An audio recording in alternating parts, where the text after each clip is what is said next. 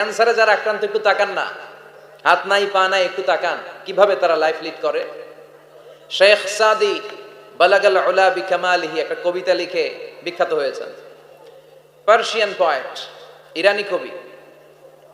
ওনার আর্থিক দৈন্যতা যাচ্ছিল, কিছুদিন ধরে ওনার আর্থিক কিছু সমস্যা, টাকা পয়সা নাই, ফলে ওনার জুতা ছিঁড়ে গিয়েছে, পায়ে জুতা নাই, খালি পায়ে হাঁটে, আর মনে বড় আফসোস, মনে বড় দুঃখ, আমি এত বড় কবি, আমার পায়ে জুতা নাই, আমার পায়ে কি নাই। তো একবার ঘর থেকে বের হয়ে দেখে একটা লোক ভিক্ষা করে খাচ্ছে, ওর দুইটা পাই নাই। শেখ সাদির কি নাই? ভিক্ষুকের কি নাই? ভিক্ষুকের দশা দেখে সেজদায় পড়ে গিয়েছে, সেজদায় লুটিয়ে পড়ে আল্লাহর বলে, আল্লাহ শুকুর, আলহামদুলিল্লাহ, বেশ ভালো আছি।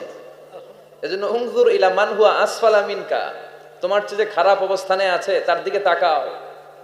ঋণের বোঝা কাঁধে এত বেশি, প্রতিদিন বাড়িওয়ালা এসে তাড়া করে, ভাড়া দিতে পারে না, এরকম লোক আছে না নাই?